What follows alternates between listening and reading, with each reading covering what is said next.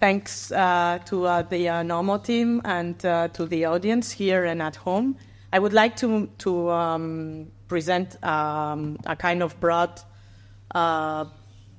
presentation or introduction to the place in the Basque Country. I slightly changed the title of my talk of Blacksmiths, Forges, and Popular Art and Culture, bringing it to forms of popular art and contemporary culture. And I'm sure we will have this dialogue with the art section later with Mikel and Nausicaa. Let me start presenting the fact that the Basque Country is an area between the Pyrenees and the Atlantic Sea, the Atlantic Ocean. And we have a long tradition of mythology, not so long as here in Greece, of course. And there are several narratives and myths that talk us about the place of blacksmiths. Most of these myths were gathered through the 20th century by Basque anthropologists, but also by other scholars, international scholars. One of these myths is rendered, the title is rendered as the blacksmith and the evil, and represents a blacksmith that was such an evil person that even the devil didn't want with him. So this led recently to a film, Errementari, in 2017 by Paul Urquijo, that I think makes the bridge pretty well between what I'm going to start talking about, the origins of iron in the Basque Country and the impact it has had through history, and the way this is represented today in contemporary popular culture. I wanted also to make you listen a bit to some Basque. This is a song by a folk group, Oscorri, and they had a very long path in the music, and I will let you listen.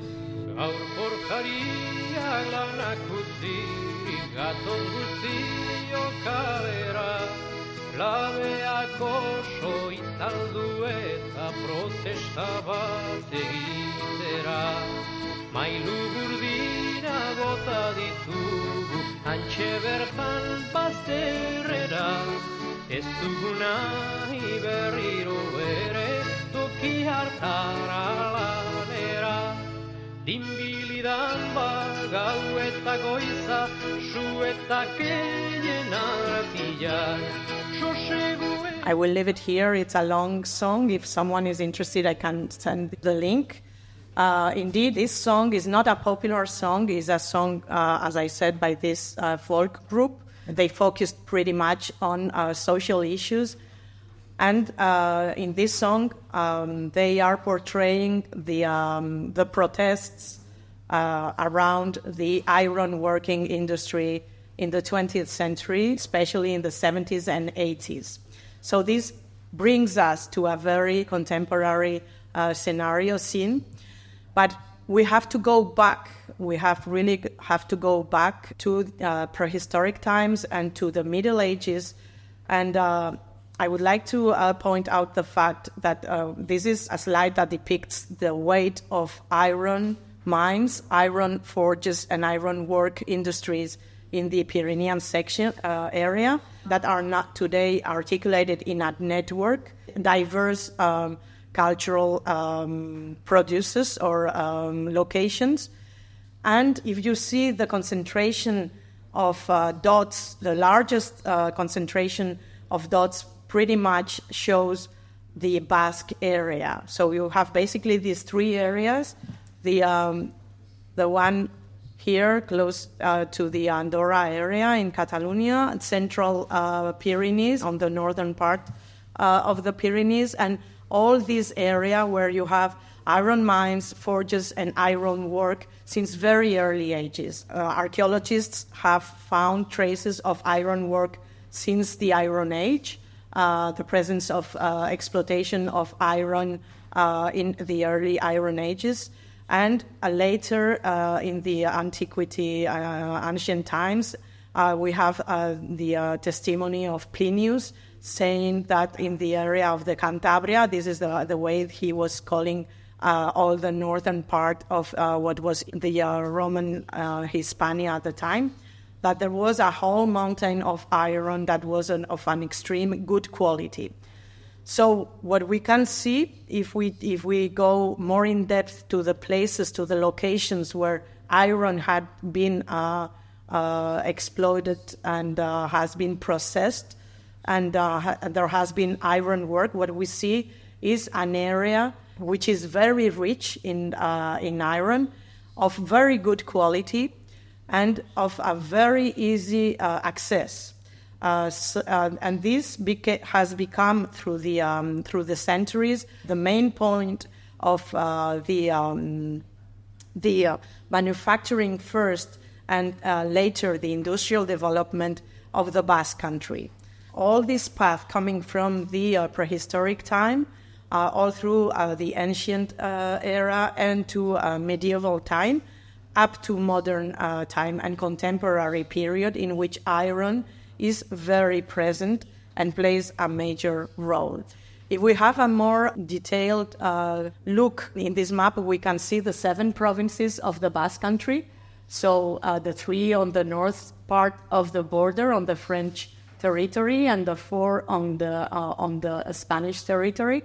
And each of the dots represents one site where there was a forge documented either historically or archaeologically. So if we have a look at the map, what we see is an area in which there is a really very large concentration of localities that have at least one important forge industry. And as you see, it's really a very scattered iron working area, mostly on the Atlantic side of the watershed. This was a map drawn by my father. He was part of the team that curated an exhibition that was commissioned by the regional government, which I will shortly introduce later.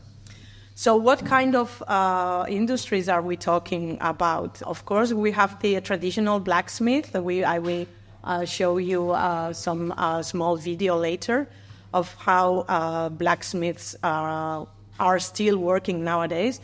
But especially in the Middle Ages, there is this gigantic boom of the ironworking industry due to the conjunction of a series of factors. The first of them, of course, is the presence of this iron mineral, which is very interesting, which is also of extremely good quality, and which is also very accessible, and which had been already exploited by the Romans. The second factor that allows us to understand the weight of this iron working is due to the orography of the Basque Country and to the vegetation. As you can see here, it's a very wet area with a lot of forests and a lot of water. It rains quite a lot, not this summer, but usually we have had a really very dry summer. But usually we have quite a heavy load of rain, and we have also a very particular orography. The geography is with narrow valleys, with a lot of and karstic mountains, which means that the water goes down to the earth and gets to the rivers, and the rivers are very close to the ocean. They are very short, but because the mountains are quite high in comparison to the proximity of the ocean, this means that we have quite a lot of water that since the Middle Ages has been used to make water mills that have these hydraulic forges, and also with all the wood to have the big fires that allow the men working in the forge, the smiths, to work the iron. So very early we have these semi-automatized systems of iron working scattered all around the Basque territory. We have also a specialization of iron working mechanisms. Some of them, like this one, this is the forge of Agorregi in Aya. And that can be put in work. I mean, once a year they perform this. They put the machine working. So, and it works with the hydraulic forces. You have the water coming, and so this makes the hammer go up and down. And because you have all this wood that is accessible, easily accessible, you can have really a big fire so that you can get the iron to the temperature so that the smith can shape it, turn it, and work it. And there is also something that has to be borne in mind. That's the thing that the Basque Country had a whole set of customary laws. At some point, these customary laws were province laws. They were like laws that were ruling a whole territory, a province.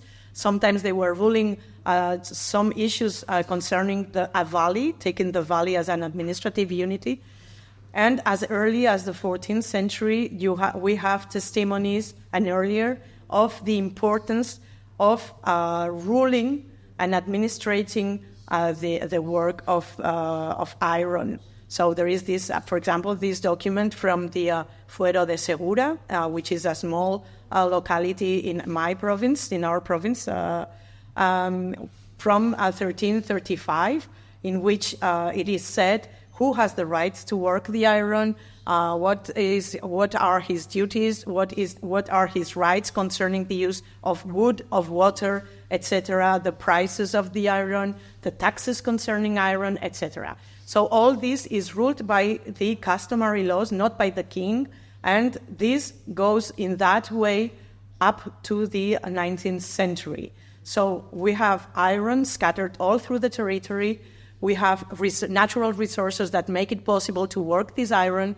We have customary laws that are very flexible and adaptable, that allow that small manufacturing industries start and are scattered all through the territory very early. And we have the evolution, the technological evolution that are incorporated also quite early, that make this, particularly this kind of forge, very productive, because there were also other forges that were built in the mountain area in order to not to have to carry the just by the mines, in order not to have to carry the mineral, and they were like melting the mineral, but this mineral was not of such a good quality. But you have this idea of working the mineral in situ, yes, not making it travel kilometers and kilometers. This is the forge of Mirandaola. I'm sorry for the quality of the slides because many of them I have taken them from internet. It's just for you to have an idea. You have a whole series of videos when you can see the workers like turning the piece. And here is also this idea. You have the Iron Man working with this flax rope in order to be protected from the slides of the iron. These hats also protecting his hand, and really thick gloves also to protect their hands. This forge today turned into a museum, so you can visit it, and they put it, it works. I mean, so they can turn it on. They turn it on at certain dates. And so you can visit and you can hear and you can see the whole the process of making the pieces. And this is pretty much connected to, I guess, something we will hear later on about Chillida's work. There are, in the 19th century, there is an important historical event that happens that is connected to a war for the crown of Spain. So there is a whole series of wars. I'm not going to stop on this because it's too long.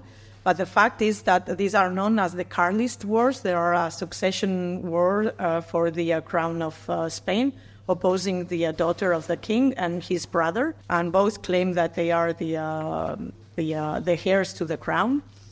And the fact is that the outcome of the war is of significant importance for the matter we are talking, because it means the end of customary laws. So these customary laws that have been ruling all through the medieval time to the up to the 19th century, to the 1879, and they are taken to an end in 1876. And this opens a new era in the history of iron working in the Basque Country. So what you see here is a maquette of the hamlet of Gallarta in Vizcaya. That is a historical piece. It's in the Museum of the Minery in Gallarta.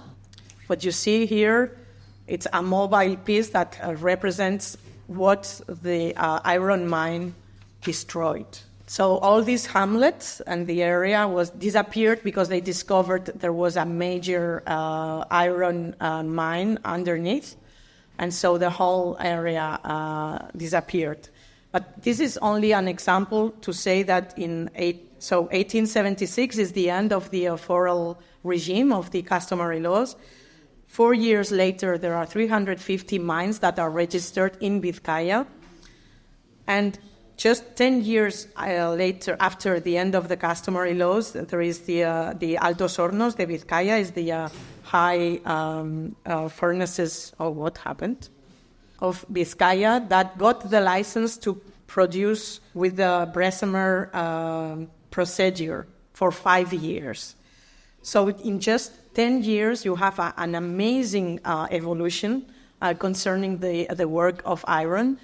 Really rapid and extreme evolution from manufacturing to industry. And by 1894, so just 6 years before the turn of the century, there were over 1,000 mines registered in Vizcaya. This is because the iron that was found there was considered at the time very good quality and of a very easy extraction. And bear in mind that it was the time of the industrialization, so all the railways were built in the 18th century. Before the derogation of the customary laws, the Señorío de Vizcaya was selling directly the iron to Great Britain, and there is this popular saying that most of the British railways are built with iron from Vizcaya. And it was very easily they could send it very easily by boats because it was by Bilbao, really close to the port. So this was really one of the main issues. This is the way some of these mines look today. And this is the evolution in the 20th century. These are two pictures of Bilbao. It's the shipbuilding Euskalduna in Bilbao. So it lasted almost 1 century. So you see the founding year at the turn of the century, and it was closed in 88. And this was in the 70s because of the crisis of the shipbuilding industry. There was a major closure of the main factories. The Euskalduna, this was an area of 90,000 square meters in Bilbao. Today, all this is gone. There is only the memory of the place in the toponym. There is a Palace of Congress that was built in the spot, and one of the big cranes that have been kept. But at the time, in 77, there were over almost 20,000 workers in shipbuilding all through Spain, and most of them were in Bilbao. So when they closed the factory in 88, between 83 and 88, there were really major riots, major strikes. It was really a very hot period. So this is also the period when Chillida is working with iron. This is the social environment. I wanted to show also the way this past related to iron has turned into heritage sites today. This slide is taken from the iron route in the Pyrenees. It's just like a shortcut to have a quick view of what kind of elements have been incorporated to this iron route, and for us also to have a broad idea of what kind of elements industries, of landscape was also related to this iron work. I would like to focus also on how the weight of iron has been taken or has been appropriated in the popular culture. This is a modality of Basque rural sports. This is the anvil lifting. So the place of the anvil, which is like central in the manufacturing, traditional blacksmith work. The place of the anvil also in this carnival time festivity in Donosti, the caldereros. We were talking about this when we were doing the iron route in Athens. The master of the company sets the rhythm with the hammer and the anvil, and we all play with hammers and pans, frying pans, iron frying pans. Well, this is the traditional, some photos of traditional working tools, agricultural tools, all made in iron, all traditionally handmade. And also different forms of popular art, not only Oscorri's song, but also cartoons and cinema have also taken or given importance to the weight of iron working in the Basque Country. This is a cartoon in collaboration, bringing together two really big cartoon drawers in the Basque Country, Asisco and Josebizki. And they are setting a story, a semi-fantastic story in the arm fabric, I was saying. It's not the factory in Orbaizeta, in the middle of the Pyrenees, which is also one of the important aspects of iron working, all the arm industry that has been very important in the Basque provinces. So also you have the same portrait of the Mirandaola, and the film by Paul Urquijo, Errementari, which also connects us with the mythology in which the blacksmith is also a marginal figure, a marginal character as in other cultures. We were talking today about Hephaestus, but also a clever guy. And there are several myths that represent this. The knowledge of iron working is represented. One is this Errementari I talked about, but I would like to bring here a couple of two others, and I will end with that. The myths connected to San Martin Txiki, in which there was this character, San Martin Txiki, that lived in the Basque Country at the time of the Gentiles that were that represent a population living in the Basque Country before the arrival of Christianity. So connect us with the pagan time, connect us also with the prehistoric time. And this Gentillac, the Gentiles, they owned a series of items of knowledge. They had the know-how. In particular, they knew about agriculture, but they also knew about iron working. So Barandiaran collected a sort of myths representing this San Martin Txiki, already a Christian character, that is able to steal the knowledge of iron working from the Gentillac, from the Gentiles, in order to bring it to his folk, to his people, in order to advance. So it's this idea of civilization through this tricky way of, it's like property stealing at some point, in which they make this, in both cases, someone says that, goes to the Gentillac and says, yes, you know, San Martin Txiki knows how to do the seesaw. And then the Gentillac are like, oh, really? Has he looked at the chestnut leaves? And the guy says, no, he hasn't, but he will. So with this, the knowledge, the Gentilla unawarely gives way to the technical advance of just folding the saw, and it will cut the wood better. And in another one, like in the same vein, they say, yes, San Martin Txiki has achieved the technique of casting And then the Gentilla says again, like completely innocent, oh, this is because he knows that he has to put some earth and clay and water on the metal. And he says, no, he didn't, but from now on he will do so.